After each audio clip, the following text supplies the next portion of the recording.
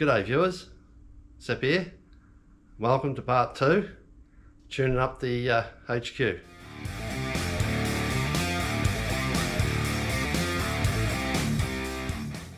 So what we're going to do today in this one is we're going to have a look at the points.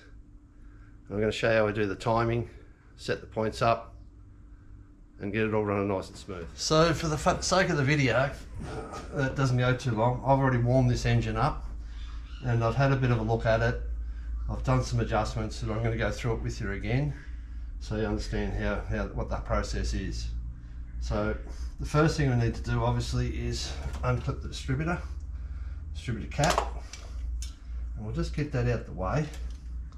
Now probably one of the things actually I should show you with the distributor cap is up underneath here, hopefully you can see that alright, there's these little pins. Now each of those pins are struck by what they call the rotor, which is down here as it spins around. But they get a build-up of scale on them. So just with a screwdriver, I've already done this with these ones, I just nip off the scale, just a quick nip off, and you just check the pins to make sure they're nice and flat and straight. If they're all curved in, which sometimes they are, then obviously the cap may have to be replaced. But so you just clip off this scale, that's it. You just make sure that carbon knob here at the top is in position, it's still there, and that connects to the top of the rotor. So let's just put this out the way. So the next thing I do is I just take the rotor off, which is just sitting at the top here, and that's what that looks like.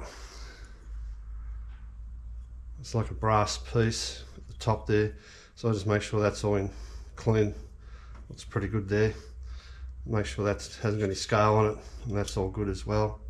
So we'll just put that aside, and then we'll have a look down at these points. Now with these points, probably can see there, that's what they look like. There they are there. That's the point set, and the gap is right there is what we're going to be looking at. Also, there's a wear point just in there. You might be able to see that a little bit better there now. It's a little browny looking coloured piece block there. So, and what happens is this shaft has got little ridges on it, and as the ridges pass around, the points open and close that way.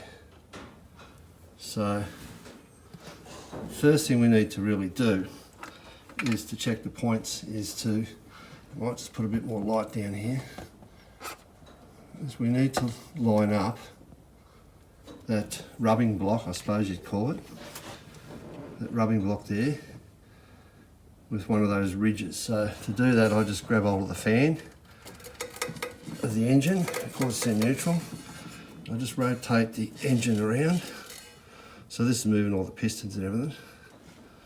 We're just going to get that up on the high point of that shaft, which is about there. So it's just sitting there now is what I'm talking about. It's on the high point. So then we go and we've got a gap here.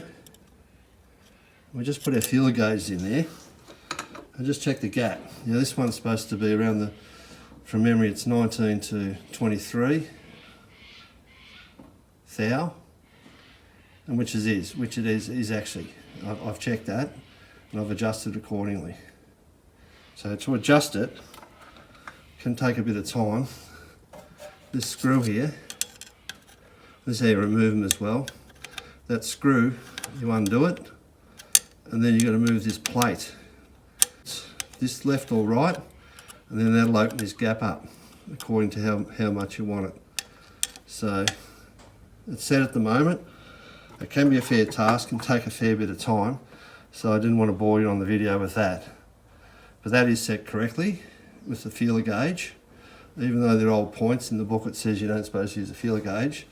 But I use a feeler gauge for the initial setup, and then what we'll be doing is using a meter, a dwell meter, and checking it that way. So that's pretty much it. Inside there, you've got your condenser, which is another important part, which is this bit here. that occasionally needs replacement. I normally do the two together, the points and the condenser at the same time. I've seen that red block there, or brown block, almost gone with wear. And of course, as this closes up, then it throws your timing out. So I've got that set right. Let's put all that back together and we'll have a look at the timing.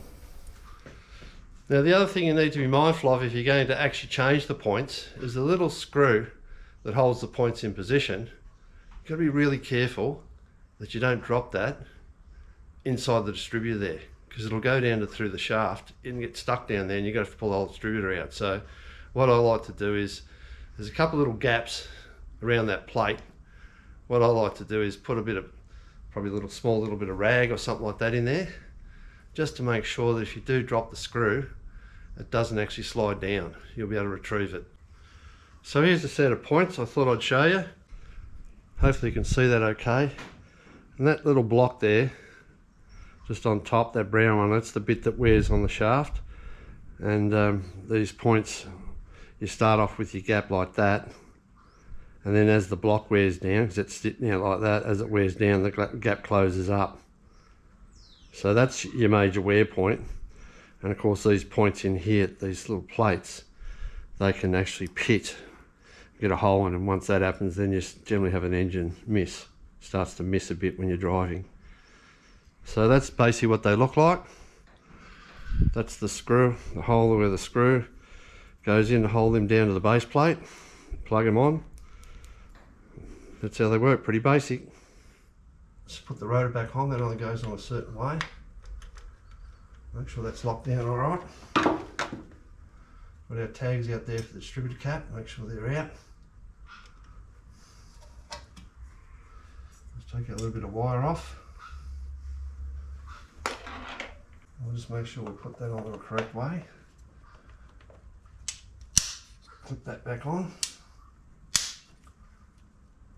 Okay, now what we normally do for our timing, we'll set the dwell in a minute, we'll start the car up, we'll have all the timing, but we've got to, but we need to first loosen this up. There's a nut down the bottom here, and then you can just move the distributor. The whole lot gets moved one way or the other depending on where you want your timing marks. So that's what we'll do next. Get this off. Okay, we've got the dwell meter, tachometer. We're just checking now the setting, the dwell angle. Now that's sitting on 30, so it should be between 30 and 35. I've also gapped the points at 22, so they should be between 19 and 25. So 22 is about midway, so I'm pretty happy with that. I've got the RPM sitting on about 800. I say in the book to have it around 500, but I think it's a little bit too low. So that's sitting on 800. Really happy with the dwell, sitting on about 30. When you rev it up,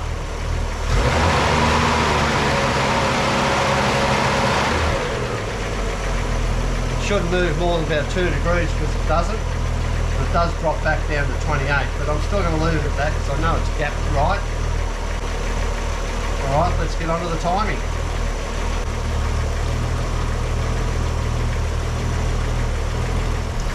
There's a couple of timing marks. There's one on the pulley that's spinning around and there's one on the block. And they're lined up beautiful.